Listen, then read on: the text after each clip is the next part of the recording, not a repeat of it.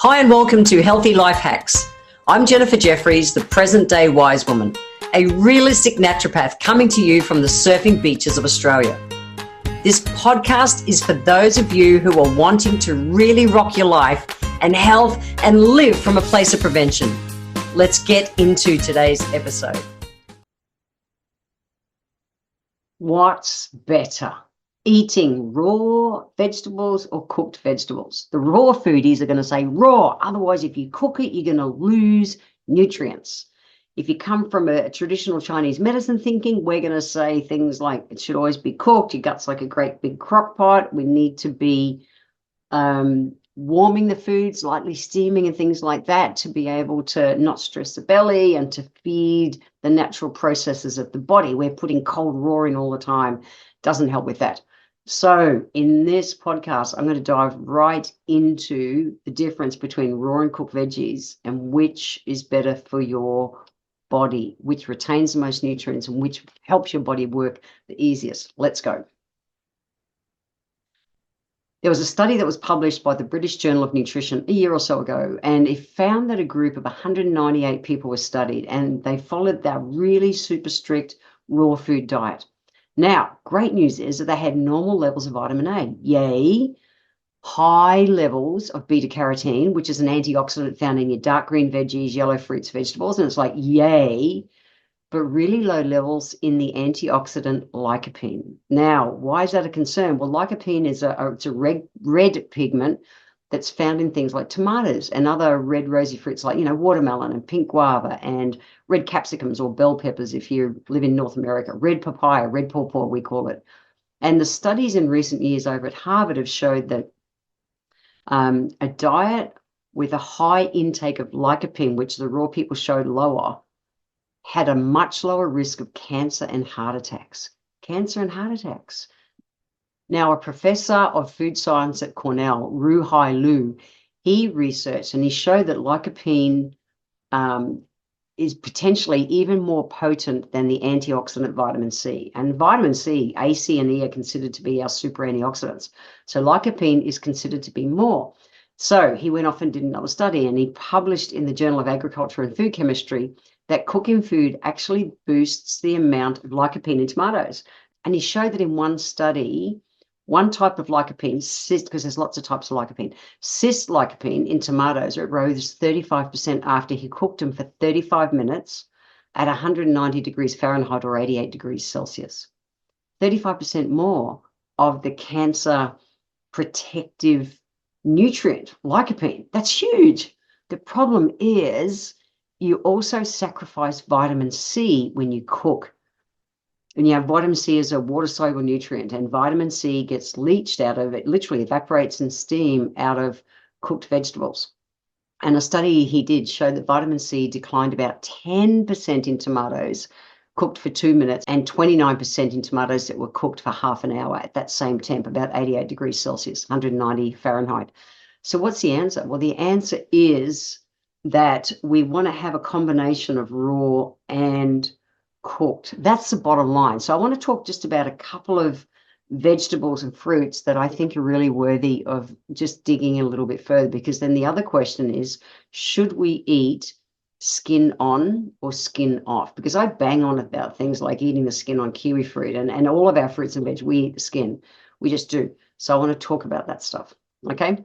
So why cook food in the first place? Well, cooking helps to break down the vegetable cell walls, which helps to release more nutrients. Yay, that's good. So what about eating the skins on the veggies? Well, fruit and veggie peels actually are really rich in several nutrients, including things like fiber, remember that word, vitamins, minerals, and antioxidants. Now, eating the peel of any kind of fruit, you boost your nutrient intake, your total nutrient intake of those nutrients, because so often more or the majority of the nutrients sit right at that, either in the skin or right at that skin lining.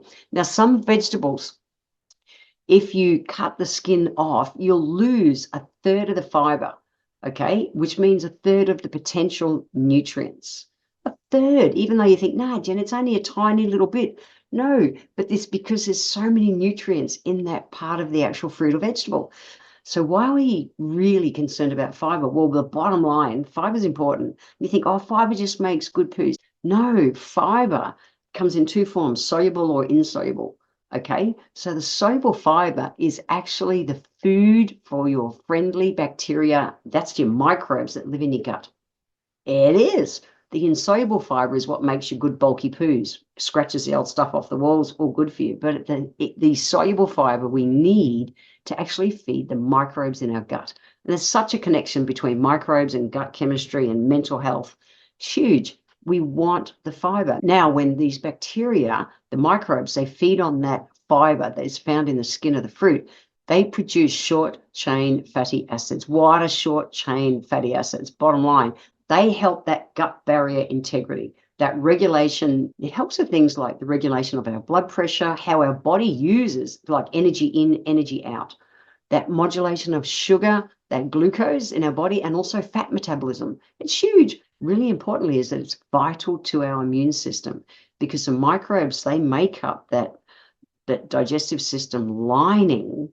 And our 70% of our immune system is wrapped around our bowel. As naturalists, we describe it by saying it's wrapped around our bowel to protect us from our bowel. It's that integrity of that protects our immune system. So the microbes make up that inner lining. And so you're directly affecting your immune system and also your inflammatory response. More fiber, more healthy microbes, less inflammation in the body. It's huge. So what are some of the main foods that we actually skin? I thought I'd start with potatoes. Potatoes.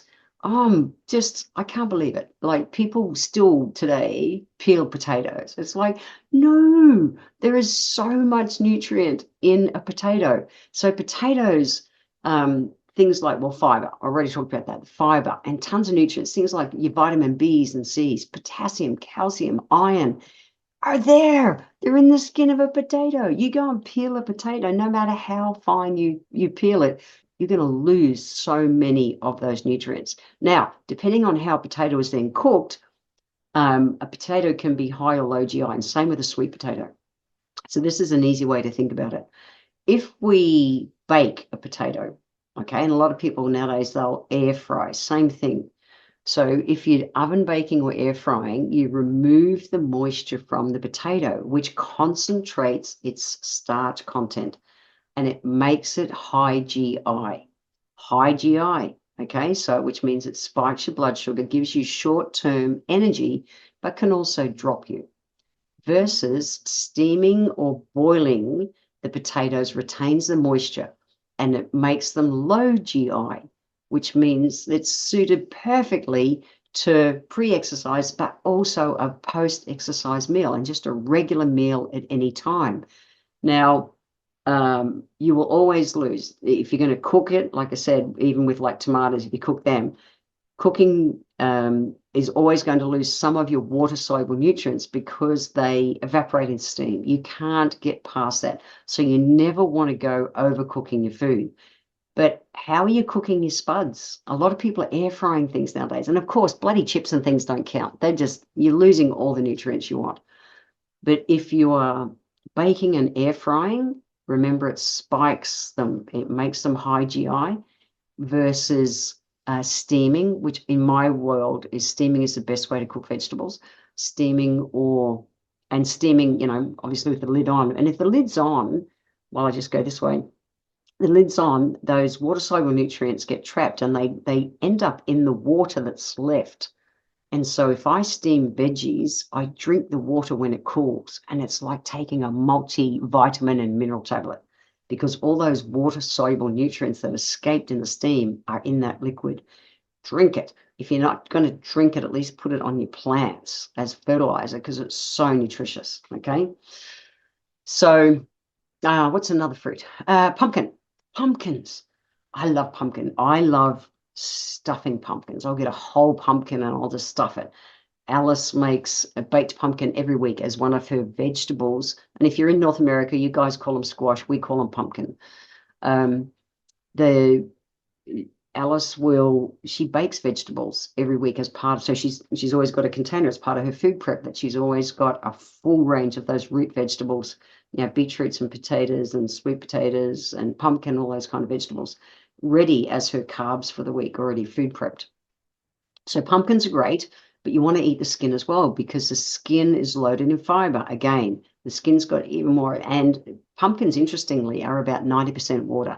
So they're also a low-calorie food. If you're not eating pumpkin regularly, get into it. It's a crazy cool vegetable. It cooks quick, so yum. Oh my gosh, mashed pumpkin. Not mashed with butter and everything, just straight old mashed pumpkin. So good. And drink the water after you've steamed it. It's so good. And do it with the skin on too.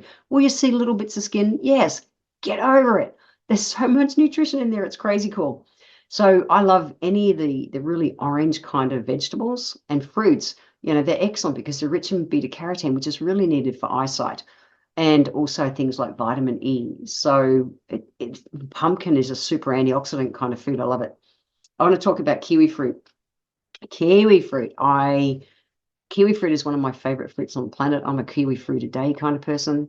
It just works for my body. Now, kiwi fruit provides us about, in the skin, 34% more folate and 32% more vitamin E if you're eating the fruit with the flesh. So people are going, no, and I did I've done reels on it and things because I found out one lady was shaving her kiwi fruit. Don't shave it. Just give it a good wash. I eat it with all the furry bits on it. It's just, there's so many nutrients in it. And because kiwi fruit is picked so backwards, so green, it's less sprayed. So it usually makes the clean 15 list every year as a clean fruit to eat. So it's not one you're worrying about heaps of sprays and things on it to eat, that's been absorbed through the skin. So kiwi fruit's great, but start eating the skin. And people go, how do you eat it? Simple. I cut up a kiwi fruit into pieces and I eat it, whether slices or cubes or whatever. I'll put it on, in my nutrition shakes. I made a salad day before yesterday. My lunch, I cut up a kiwi fruit and put into it. I wanted to get the enzymes out of the kiwi fruit, but also just the extra nutrition. It is just such a serious part of our day-to-day life. So important. So we know with all fruits, vegetables, anything like that, if we go and overcook it, we're always going to lose some of the nutrients, okay? Vitamins and minerals, particularly the water-soluble ones. They will evaporate in the steam. So is raw better than cooking? No, the research actually shows you want a combo of both. Okay, so I talked about tomatoes, how we lose the vitamin C. We pick up other extra nutrients. So have your diet a variety of cooked tomatoes and raw tomatoes. Eat your foods with the skins on. Have a combo of all of them, but a big change is to think about, where can I get the maximum amount of nutrients into my body easily? And if I had to think of one way, it's to lightly steam all of my vegetables first, or, the ones you would normally cook. I'm not going to steam a cucumber, for instance. I picked a gorgeous cucumber out of my garden this morning that'll go into a salad. You're not going to steam something like that. However, if it's a vegetable to be cooked, steaming is my first preference, unless I'm going to do something like stuff and bake a whole pumpkin, which is just such a treat.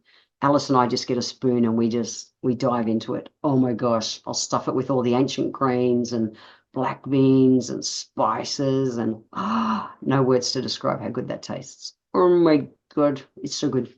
I digress because I'm thinking, I need to bake a pumpkin this week. So we want to do a combination of steaming, but also raw. I said, if you want the most bang for your buck, eat all the rainbow, eat all the variety of colors in vegetables and fruits, and also make sure that you are eating them with the skin on. And if you are going to cook them, like the cook, I really follow the traditional Chinese medicine, thinking that our gut is a great big crock pot. And if we're just putting raw in all the time, it taxes our body. It taxes our digestive system. So for me, a combination of raw and cooked is the way to go. Have fun playing with your cooking, and let me know. Send me a message. I'd love to know, are you eating skins now or not? And did you survive? I promise you'll survive. There's so much goodness in it. It's really worth it. So yeah. I want to thank you for being here today. If you enjoyed my podcast, please let me know by leaving a review on Apple Podcast. Every month, I draw one lucky person who leaves a review, have a free 1-hour consultation with me. Be sure to subscribe to the show wherever you're tuning in from so that you always catch the next episode. I welcome your emails, and you can write to me at podcast@healthylifehacks.com.au. Until next time, remember, when it comes to life, live it, love it, and get on with it.